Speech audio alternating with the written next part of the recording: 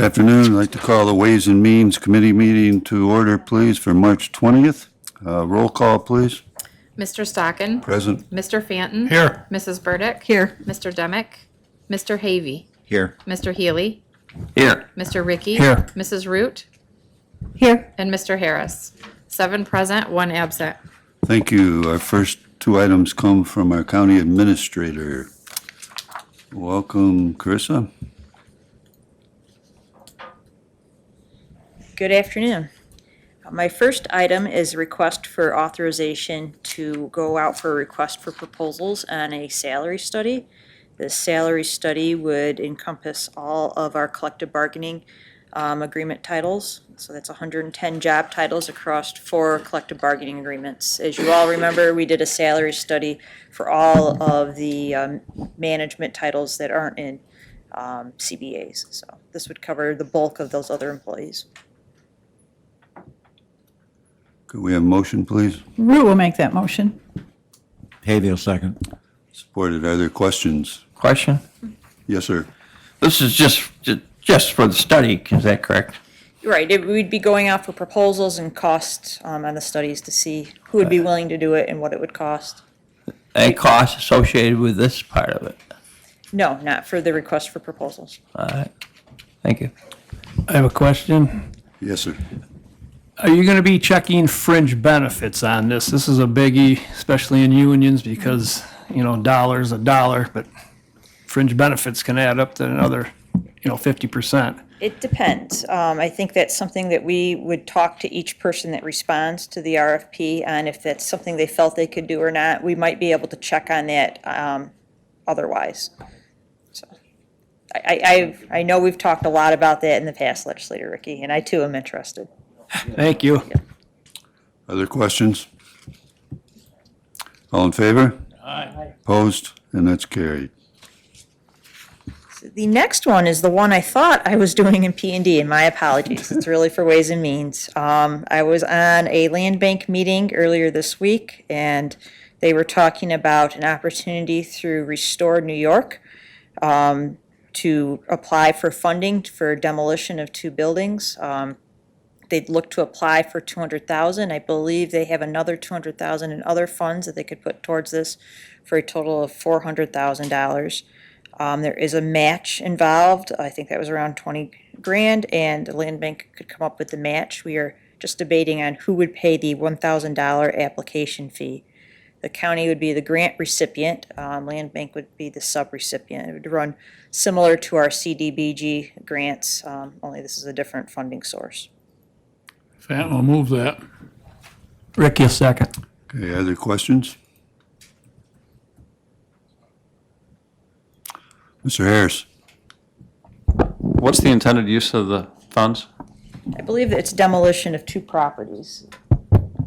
That seems high to me, but I guess I'm sure it depends on the property, but And Kira would know better as he's a current land bank board member. Well, I might know.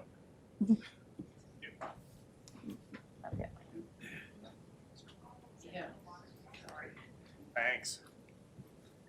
I don't have the scope in front of me, so I can't, we were just talking about it on Monday's meeting, that this is an opportunity to go for funds. The detail of it, I don't have right here because I only knew it was coming through to see if you'd even consider this. We can get you the detail, certainly in the next week or so, because the apps due very soon. I thought it was for rehab, but because 200,000 is high for demo, there's no shortage of need for demo, I will say that. We could demo all day long for months if we had like $10 million, but that's not it. heard it wrong. I was listening in. I wasn't. She was zoomed in on that meeting, and my battery was dying on the computer, so 2 properties. I believe it's 2 properties. But this is time sensitive. Can I interrupt a minute? The MOE says it's for 4 vacant and moderately distressed properties located in Wellsville, Elmond, and Andover. Thanks for clarifying that, since I hadn't seen it. So we can invest $1,000 and possibly get 200,000? Is that what you're saying? Correct. That seems like a good deal to me. Other comments? All in favor? Aye. Opposed? And that's carried. Thank you. Thank you. We have one referral, and from personnel, Mr. Ricky will handle that today. County Administrator Knapp requested approval of a memorandum of understanding between the county and the AFSCME Labor Union and the board ratification by resolution. It is a change to the provisions of the current collective bargaining agreement covering the period between January 1st, 22 and December 31st, 26. Administrator Knapp explained that the county approached AFSCME with a reopener, knowing that the terms of their contract may need to be adjusted to reflect current circumstances. The county proposed additional compensation as well as other terms. Administrator Knapp noted the terms were not attached to the MOE, but it adds 1.5% to 911, 2.5% to the rest of the group, and an additional 50 cents on top of that to the DPW titles in the 40-hour range. Administrator Knapp stated the AFSCME members are currently paying 25% of the health insurance as new hires, which was reduced to 20% in keeping with where contribution rates were before the last contract. The terms also reintroduce a limited retiree health insurance benefit, which is a bridge to Medicare. These terms were the most significant that were accepted and voted in favor of ratifying the contract. Funding is included in the 2024 budget, and I will move that. Havey will second. Moved and supported. Are there questions?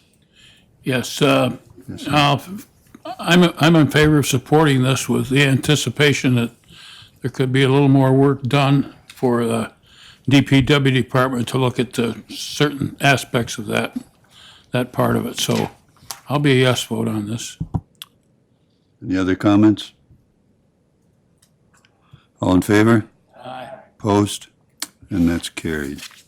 Is there any other old business, new business? Go to the order. Motion to adjourn, please. Root will make that. Rick, you'll second. All in favor? Aye. Opposed? And we are adjourned. Vice Chair of the